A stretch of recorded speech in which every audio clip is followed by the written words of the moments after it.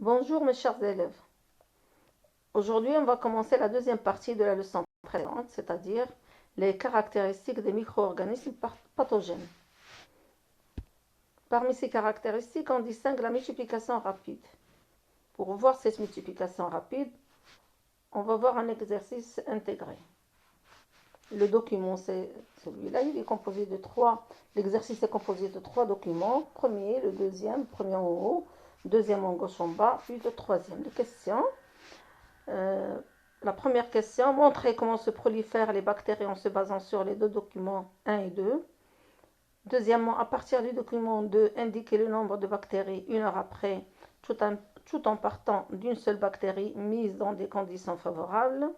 Troisièmement, à partir du document 3, indiquer le nombre de bactéries dans ce milieu après 5 heures, puis après 10 heures. Et finalement, quatrièmement, conclure le danger de la prolifération des bactéries quand elles contaminent un organisme humain. Alors, pour les réponses, si on observe le premier document, il représente la multiplication de la salmonelle typhi. La salmonelle typhi, c'est une bactérie qui provoque des diarrhées. Bon. Alors, la première observation montre deux bactéries. Puis, avec le temps, ces bactéries se sont multipliées jusqu'à la dernière préparation où on voit qu'il y a plusieurs bactéries qui ont conquis cette surface. Donc, elles se sont multipliées. On va voir après comment. Document 2, la multiplication des bactéries dans un milieu nutritif renouvelable. Renouvelable, c'est-à-dire à chaque fois on rajoute des aliments. Alors, si on prend une bactérie, au bout de 20 minutes, elle se rallonge, puis elle se divise en deux. Elle donne deux bactéries. Si on rajoute les deuxièmes 20 minutes, on va voir que cette bactérie, en finale, elle a donné 4 bactéries. Puis, au bout de 20 autres minutes, la même bactérie, elle va donner 8 bactéries. Donc, si on fait le total des minutes, 20 plus 20 plus 20, ça fait 60 minutes, c'est-à-dire 1 heure. Au bout d'une heure, une bactérie s'est rallongée, s'est divisée et elle a donné 8 bactéries. Alors, premièrement, la première question, montrez comment se prolifèrent les bactéries en vous basant sur les deux documents 1 et 2. Elles se prolifèrent par division. Deuxième question, à partir du document 2, indiquez le nombre de bactéries 1 heure après, tout en partant d'une seule bactérie mise dans les conditions favorables. Au bout d'une heure, si les conditions sont favorables, une bactérie, elle va donner 8 bactéries, comme l'indique le document 2. Troisièmement, à partir du document 3, indiquez le nombre de bactéries dans ce milieu après 5 heures, puis après 10 heures. Alors, si on prend le document 3, qu'est-ce qu'il représente? Il représente l'évolution du nombre de bactéries dans un milieu de culture renouvelable. Alors, ici, on a représenté la courbe de variation de l'évolution de ces bactéries. Alors, on a deux axes perpendiculaires. Le premier, il représente le temps. Le premier horizontal, c'est l'axe des X. Il représente le temps en heures. Le deuxième vertical, la perpendiculaire à cet axe, la verticale, c'est l'axe Y. Il représente le nombre de bactéries en millions par millilitre. On remarque qu'il y a une courbe croissante. Cette courbe croissante de 0 à 5 heures, on voit que la croissance elle est un peu ralentie. Après 5 heures, il y a une croissance rapide. Alors, si on veut voir quel est le nombre de bactéries au bout de 5 heures, qu'on va trouver au bout de 5 heures, alors qu'est-ce qu'on va faire? On va faire la projection de 5. On va monter avec un crayon une règle pointillée jusqu'à la courbe. Puis de la courbe, on va passer à l'axe vertical, l'axe des Y, et on va voir le chiffre. Le chiffre, c'est presque 100 millions par millilitre. 100 millions de bactéries par millilitre. Pour 10 heures, on va faire la même chose, c'est-à-dire de 10, on va partir vers le haut, vers la courbe, avec un trait vertical en pointillé, puis de la courbe vers l'axe des Y, et on va lire le chiffre, c'est presque 1800 millions par millilitre. La conclusion, conclure le danger de la prolifération des bactéries quand elles contaminent un organisme humain. Nous savons tous que l'organisme humain constitue un milieu favorable pour la prolifération des bactéries, des micro-organismes. Pourquoi? Parce que déjà, sa température elle est de 37 degrés. Deuxièmement, c'est un milieu qui contient des nutriments. Alors, lorsque ces micro-organismes trouvent un milieu où il y a la température adéquate et où il y a des nutriments, qu'est-ce qu'elles font? Elles prolifèrent par division et c'est là où consiste le danger de ces bactéries. Alors, remarque, quand les bactéries envahissent le sang et la lymphe, milieu favorable, elles provoquent une infection généralisée appelée septicémie. Conclusion, quand les bactéries trouvent les conditions favorables, elles se multiplient très rapidement par division. Ici, on a deux documents, qui représentent deux modes de multiplication différents. Le premier mode, c'est la multiplication par division. Alors, multiplication d'une bactérie se fait par division transversale successive. Au bout d'une heure, on obtient 8 bactéries. Alors, deuxième document, il représente le schéma de mode de multiplication d'un virus. Nous avons déjà vu que le virus, c'est un parasite obligatoire, c'est-à-dire qu'il ne peut pas se multiplier sans parasiter une cellule. Alors, là, le schéma, ça commence d'en haut. On a une cellule, puis à côté, un seul virus. La cellule devient une cellule infectée, c'est-à-dire que c'est une cellule malade, dans laquelle le virus il va pénétrer. Le virus pénètre dans la cellule. Les constituants de la particule virale, c'est-à-dire du virus, se dispersent dans la cellule qu'ils vont informer. Et là, la cellule hôte, elle devient très active et se met aux ordres du virus et fabrique de nombreuses particules virales. C'est-à-dire que, ça y est, le virus, quand il a la cellule travaille en sa faveur.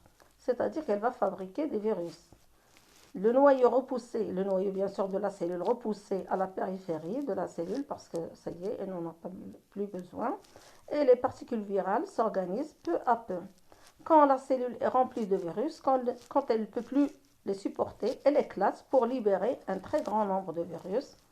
La cellule éclate et libère de nombreux virus et l'action va recommencer. Un de ces virus, il va attaquer notre cellule, etc. Et c'est le mode de reproduction des virus. Deuxième caractéristique de ces micro-organismes, ou bien en quoi consiste leur danger, c'est dans la sécrétion de toxines. Certains micro-organismes peuvent sécréter des toxines. Par exemple, le bacille tétanique qui provoque le tétanos. Il y a aussi le bacille diphtérique. Au programme, vous avez la maladie du tétanos. Donc, on va voir le tétanos. Qu'est-ce que c'est que le tétanos? Quel est le responsable de cette maladie? Alors, le tétanos est une maladie mortelle. Elle est due à un bacille. Observez la figure d'à gauche. Présent dans la terre, sur les clous rouillés, sur les épines de rosier, etc.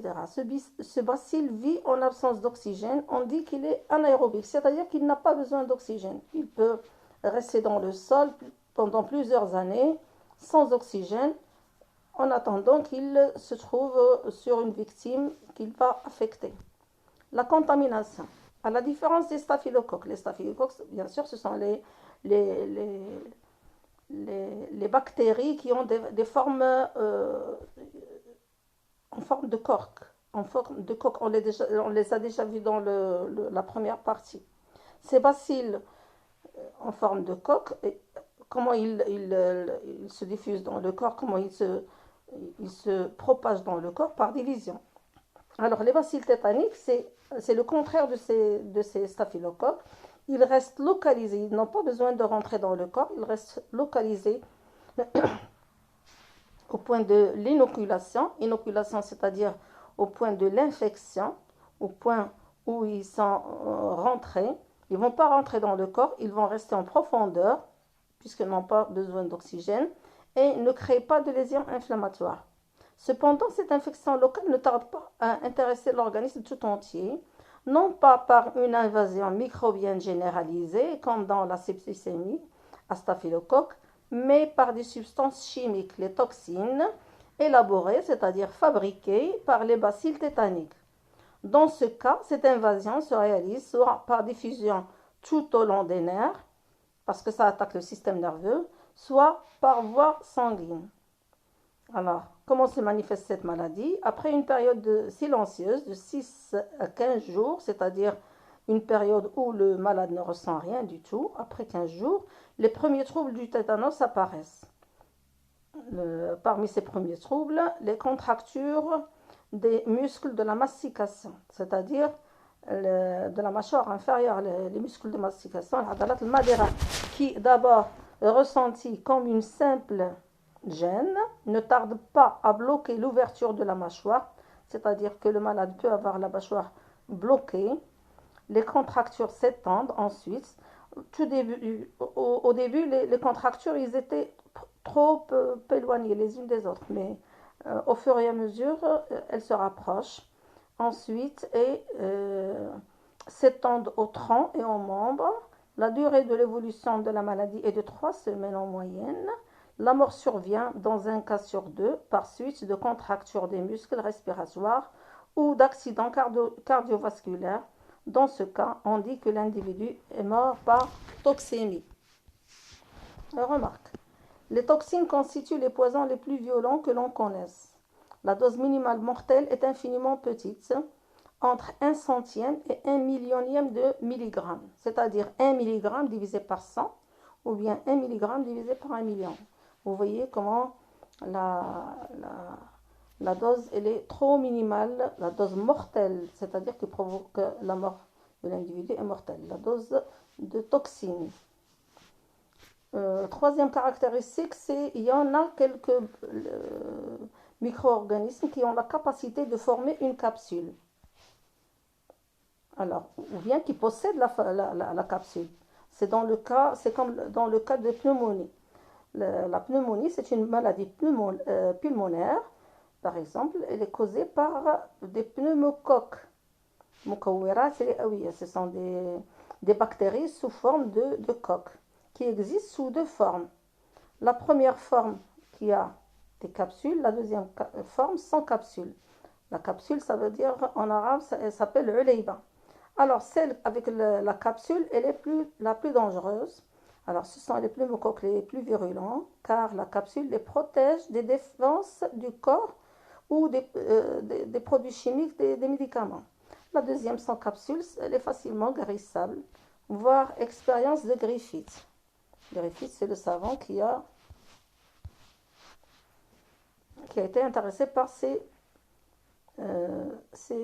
micro-organismes. Alors, la première expérience, le Griffith, il a pris des souris qu'il a appelées S1, auxquelles il a injecté des pneumocoques avec capsule. La capsule, elle est en rouge, elle entoure les pneumocoques.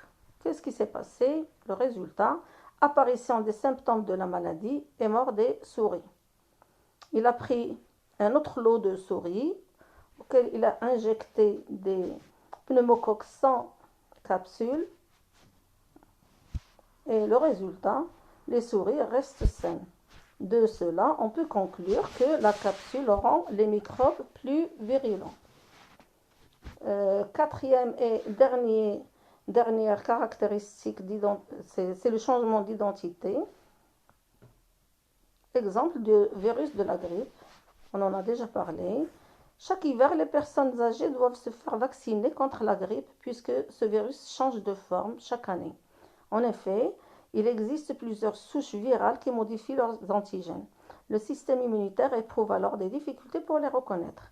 Des souches toutes nouvelles et parfois très virulentes ont causé de grandes épidémies OBA ou des pandémies جائحات de grippe, comme c'est le cas de la corona, dans l'histoire humaine. Remarque, les virus sont caractérisés par une variation génétique de génération en génération.